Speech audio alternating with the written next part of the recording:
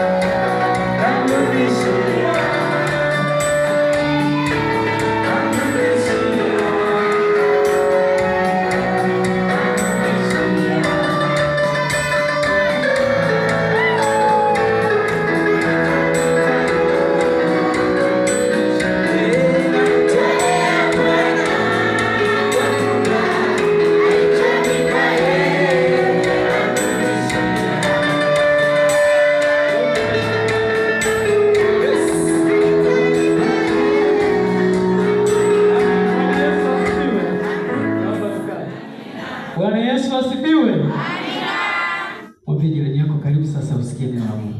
Karibu sasa usikie neno la Mungu. Kama mzee wetu wa kanisa alivyotambulisha, wazo linalotuongoza juma hili juma la 6 katika majira haya ya Kwaresima, wazo ambalo linatuongoza linasema, katika Yesu kila jaribu lina mlango wa kutoka. Naomba tuseme kanisa, katika Yesu kila jaribu lina mlango wa kutoka. Katika Yesu kila jaribu lina mlango wa kutoka. Tumepewa hii mistari minne kutoka kitabu cha Danieli ambapo najua kila mmoja hizi habari anazifahamu vizuri sana. Hawa Danieli, Meshaki na Abednego walikuwa ni vijana mashupavu sana kutoka taifa la Israeli, ambao mfalme aliwachagua kulingana na sifa alizoziainisha huko nyuma unaposoma. Lakini hawa vijana, sifa yao moja waliokuwa nayo ilikuwa ni utii na ushupavu. Utii na ushupavu katika mambo wanayokabidhiwa kuyafanya. Na kimsingi hawa Danieli, Meshaki na Abednego, Biblia inatuambia kwamba hawakuwa wepesi kukubaliana na kila jambo. Ni lazima jambo walipime, ni lazima jambo walielewe, lakini pia ni lazima jambo walipambanue vizuri, wajue ni nini kusudi la hili jambo. Biblia inatuambia siku moja mfalme ameita ibada ya sanamu, watu waende kuabudu. Taifa zima wanaambiwa waende kumwabudu hilo sanamu alilolitengeneza. Lakini Meshaki, Abednego na nani mwingine? Tuko pamoja na Shadraka. Hawa vijana walikataa. Wakasema, sisi tunamwabudu Mungu aliye hai, Mungu anayejibu, Mungu anayefanya. Huyo ndiye tukayemsikiliza, huyo ndiye tukayemwabudu. Lakini mfalme, Biblia inatuambia, akaghadhibika sana, akachukia sana kwamba hawa vijana wamekosa utii. Wamekosa utii kwa yeye kama mfalme, kama yeye ni Mungu wa dunia hii. Bwana Yesu asifiwe. Lakini Biblia inaenda kutuambia mfalme akawaamuru hawa vijana wakamatwe, wafungwe, tena warushwe kwenye tanuru linalowaka moto. Na siku hiyo mfalme anawaambia, ongeza moto. Bwana Yesu asifiwe. Yaani kama ule moto unawaka kawaida, basi moto sasa uwake, tanuru iwashwe mara 7. Hawa vijana, Biblia inatuambia kwamba walienda wao na kanzu zao, wao na majoho yao na nguo zao za kawaida walienda nazo. Alafu mfalme akasema, akatafuta watu mashujaa, watu wenye nguvu, wawashike na wawalinde wasije wakatoroka kwenye tanuru. Kwa hali ya kawaida, hivi tanuru linalowaka moto, mtu anaweza katoroka amesharushwa ndani? Tunatarajia kwamba kwa hali ya kawaida hawa vijana, maana yake waliporushwa wangeteketea kwa moto, wangeangamia kwa moto. Lakini Biblia inaenda kutuambia kwamba wao hawakuwa na hofu. Hebu tuseme hawakuwa na hofu. Wao hawakuwa na hofu. Kwa nini? Wanamjua Mungu wanayemtumikia, wanamfahamu Mungu wanayemtumikia. Wenzetu Shadraka, Meshaki na Abednego, hawa kimsingi hili lilikuwa ni jaribu kwao. Bwana Yesu asifiwe. Hili lilikuwa ni jaribu kwao. Maana yake mfalme amewaita, amewaajiri wafanye kazi, lakini wao wanapingana na mfalme. Na neno linatuambia kwamba waliambiwa wamtii, na Biblia inatuambia watii wenye mamlaka. Bwana Yesu asifiwe. Sasa tutii katika yapi? Hawa vijana kwa kuwa walikuwa na ujuzi, wakasema tutawatii wenye mamlaka katika mema, lakini katika mabaya tutawaonya, katika mambo ambayo hayaeleweki tutawashauri. Bwana Yesu asifiwe. Sasa neno linalotuambia hawa vijana watatu hawakuangalia mazingira ya moto, hawakuangalia watu wengine wanasema nini. Walichoangalia kwamba tunaye Mungu anayejibu, na Mungu huyo ni nani? Ni Mungu wa Isaka, Yakobo, ambaye ana nguvu ya kutuokoa kutoka kwenye moto. Bwana Yesu asifiwe. Sasa tanuru la moto lilikuwa ni tishio kwa hawa jamaa. Sasa sijui tukirudi kwenye mazingira yetu, sisi kama watu wa mtaa wa Uwemba, sisi kama Wakristo wa Luteri na wale ambao tumeshiriki ibada ya leo, mimi sijui upo katika jaribu la mfumo gani, sifahamu unapitia kipindi gani, lakini Mungu aliye hai anajua unapita katika nyakati zipi. Bwana Yesu asifiwe. Wenzetu Shadraka, Meshaki na Abednego, pamoja na mazingira magumu, bado walibaki kumsikiliza Mungu, bado walibaki kumtazama Yesu. Waandaji wa kalenda wanasema katika Yesu kila jaribu lina mlango wa kutoka. Ndugu zangu, ni yamkini tunapita kwenye changamoto mbalimbali. Mimi sijui moto ambao uko wewe ni upi. Yamkini ni uchumi, yamkini ni afya, yamkini ni familia ulio nayo. Lakini asubuhi ya leo nikwambie, yuko Yesu ambaye atapita katikati yako. Amina. Amina kanisa. Lakini pia wenzetu hao Meshaki, Shadraka na Abednego waliporushwa kwenye moto, neno la Mungu linatuambia mtu wa 4 aliongezeka. Hebu tuseme mtu wa 4. Mtu wa 4 pita kwenye changamoto. Hebu jambo la kwanza tusimame kumtazama Yesu. Hebu tuseme tusimame kumtazama Yesu. Kwa sababu kila jaribu linalokuja kwenye maisha yako lina mlango wa kutoka. Amina kanisa. Hakuna jambo linalokuja kwenye maisha yako lisio na mlango wa kutoka. Haijalishi giza ni nene kiasi gani, asubuhi njema inakuja na inakuja kwa ushindi mkubwa. Amina. Wewe tusiogope majaribu yanapokuja kwenye maisha yetu, lakini tujipe moyo, tusimame imara, tusonge mbele. Wako watu wengine unapopita kwenye changamoto wanafanya nini? Wanakata tamaa, wanachoka, wanasikitika, wanalalamika. Leo tunaambiwa katika Yesu, tukimwamini Yesu, tuna uhakika wa kuvuka kwenye changamoto, tuna uhakika wa kuvuka kwenye majaribu. Jambo la msingi kwetu ni kuinua imani zetu kwa Yesu. Inua imani yako ili Mungu akutane na haja yako. Inua imani yako ili Mungu adhihirike katikati yako. Inua imani yako kwenye changamoto ulio nayo. Ilikuwa wanawaza, wanasema hili litakuwa limesababishwa na fulani, kwa sababu hanipendi, si ndio? Kwa sababu ananichukia, huyu atakuwa ameniletea hili jaribu. Amen. Neno linatuambia kwamba hata Yesu mwenyewe alifanya nini? Alijaribiwa. Amen. Sasa wewe ni nani usijaribiwe? Wewe ni nani? Yesu alijaribiwa. Kwa nini usijaribiwe? Tena Yesu, Biblia inatuambia hali akiwa amejaa Roho Mtakatifu. Wewe mwenzangu, na mimi hata Roho Mtakatifu huna. Usiogope majaribu, ila jenga imani yako kumtazama Yesu. Wenzetu walipoambiwa waabudu sanamu, walikataa. Jamani, imani ndio msingi wa kila jambo kwenye maisha yetu. Kila jambo tunalolifanya linahitaji imani. Ukiwa huna imani, utashindwa, utakata tamaa. Na wengine wanasali, wanasindikiza, walishakata tamaa na majaribu ulio nayo na shida walizo nazo, wamejichokea. Bwana Yesu asifiwe. Watu wengine wamechoka na matatizo walio nayo, ila wanasema tusali ili siku ya mwisho watuzike. Basi wakakata. Bwana Yesu asifiwe sana. Sasa wewe usisali ili wakuzike. Sali ili Mungu ashughulike na jaribu ulilo nalo, ili Mungu ashughulike na uhitaji ulio nao. Amina wapendwa. Ndugu zangu, wenzetu hawa hawakuangalia ule mlango wa moto kwenye maisha waliokutana nao. Wao waliangalia ukuu wa Mungu. Unapokuwa kwenye changamoto, angalia ukuu wa Mungu kwanza. Mara nyingi, na nikiwa hapa Uwemba nimesema, nakumbuka ibada ilikuwa sijui ibada gani mwezi wa 12, nikasema jamani, wakati mwingine unapoangalia jambo la kumshukuru Mungu, angalia hata jambo moja ambalo Mungu amekutendea. Unapokuwa kwenye changamoto, ukiuangalia udhaifu utachoka. Ukiangalia watu wanasema nini, utachoka, utakonda, utaisha. Amina. Wenzetu walimtazama Yesu. Asubuhi ya leo, ndugu yangu, mtazame Yesu, kwa sababu huko kuna mlango wa kutoka, huko kuna mlango wa kuvuka. Haijalishi changamoto imekusumbua kwa muda gani, haijalishi magonjwa yamekusumbua kwa muda gani, lakini mtazame Yesu, kwa sababu asubuhi ya leo anasema kwamba yuko tayari kutuponya. Amina kanisa. Kwa tusiogope kutengeneza.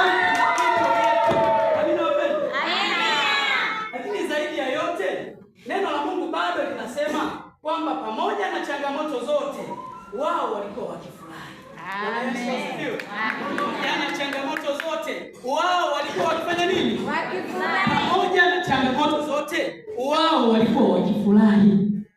Mwimba Zaburi anasema, tulipopambana na vita, tukapigana sana, mwisho wa siku tukashinda, tukarudi tukasema, hakika Bwana ndiye aliyefanya.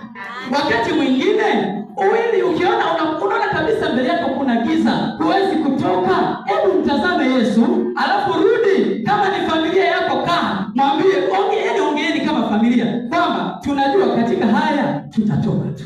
Bwana Yesu asifiwe. Kwa sababu Mungu tunayemtumikia ni mkuu kuliko hili jaribu. Mungu tunayemtumikia ni mkuu kuliko hii changamoto ambayo tunaiona. Ndugu zangu, yako mambo machache ambayo tunajifunza kwa wenzetu hawa watatu. Jambo la kwanza tunalojifunza, jaribu sio dhambi. Na kanisa, naomba tuseme jaribu sio dhambi. Kuna mwimbaji mmoja anasema hivi, jaribu kwa mtu si kwamba imtenda dhambi, si ndio? Tunaujua huo wimbo. Yaani kuna watu tutakipitishwa kwenye jaribu anachoka. Bwana Yesu asifiwe. Wanasema yule akose wa kurubi. Tunasema, lakini ndugu zangu, jaribu linapokuja kwa mtu sio dhambi. Jaribu ni kipimo cha imani yako. Ni kipimo ili utakapotoka pale utoke umenolewa vizuri, utoke umeimarishwa, utoke umeng'aa. Kwa hiyo jaribu si kwamba mtu amefanya dhambi, lakini Mungu anaruhusu jaribu ili kumng'anisha mtu. Unapopita kwenye changamoto, jua Mungu anakuandaa kuwa mkuu. Hebu sema ukuwa mkuu. Mungu anakuandaa kuwa mkuu. Kwa hiyo usiogope jaribu. Lakini pia jambo la pili tunaweza kujifunza kwa wenzetu hawa, Mungu huruhusu jaribu kwa kusudi maalum. Hebu tuseme kwa kusudi maalum. Mungu anaporuhusu jaribu kwenye maisha yetu ni kwa kusudi maalum. Kwa hiyo linapokuja kwako, jua hili ni la kwangu, ninalibeba hivyo nilivyo, siogopi, ninasonga mbele kwa sababu Mungu ninayemtumikia ni mkuu. Mwimbaji wa wimbo namba 154 ubeti wa pili anasema hivi, nijapojaribiwa, nijapozingizwa, Yesu unisaidie, nisikuache.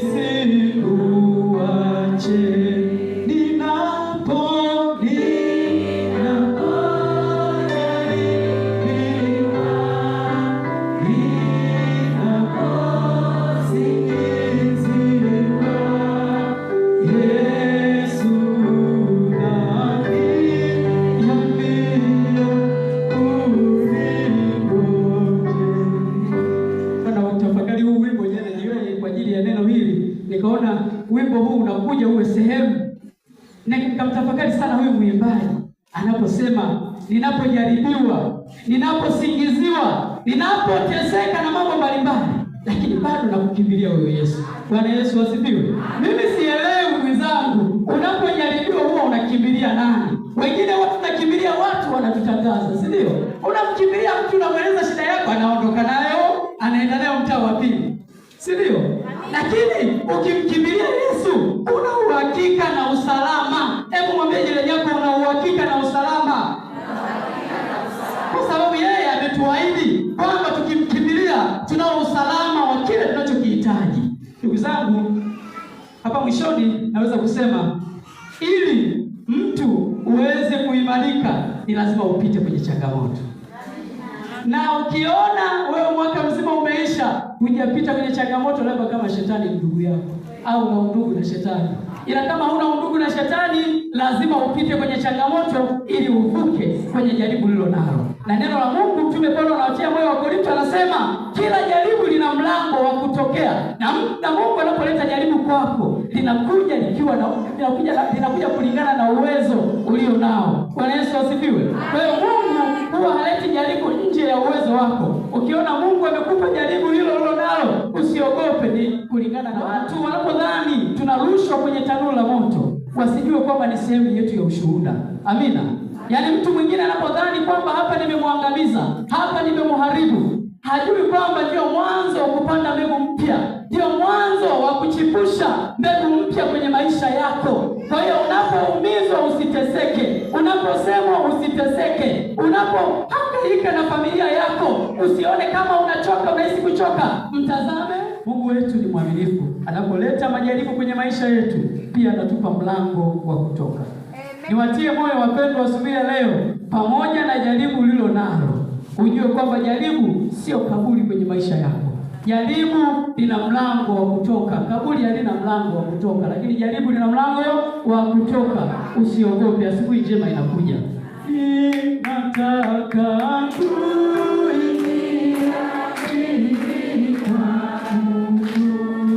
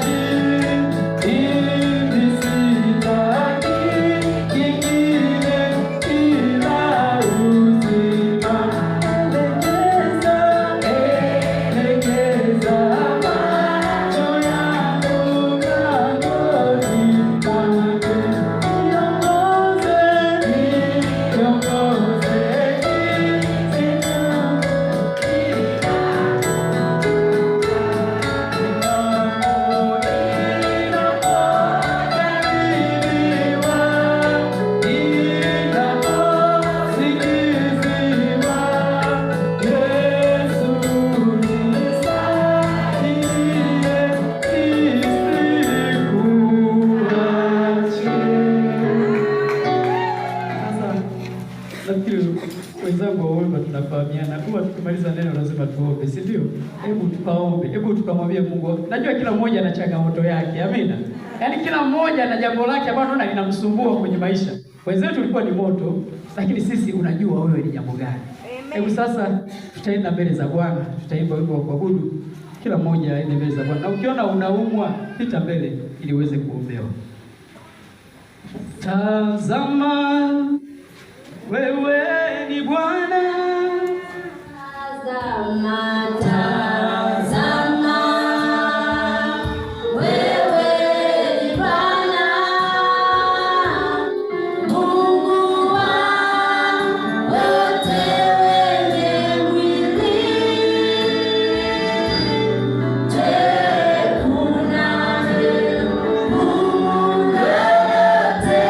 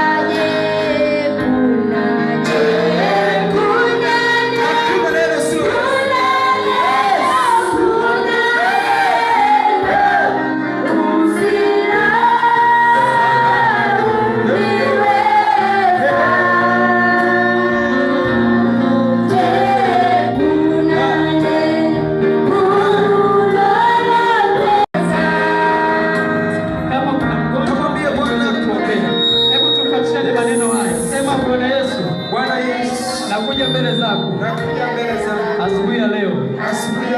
Nimesikia neno lako, umetukumbusha kwa habari ya majaribu.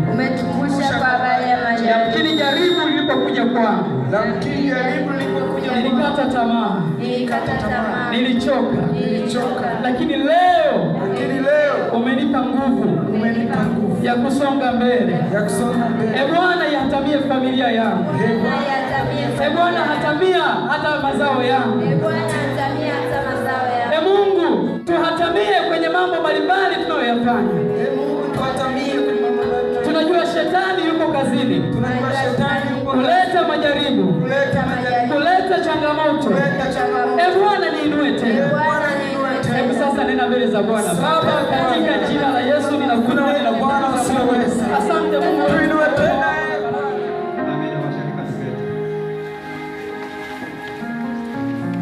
Muda huu ni wakati wa kupokea itikio letu kwa ajili ya neno lililoenda kupita mahali hapa kwa sadaka zetu.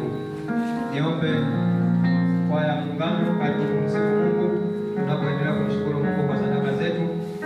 Baada ya kwaya ya Muungano, vijana karibu kwa ajili ya kuendelea kumsifu Mungu. Karibu wageni wetu.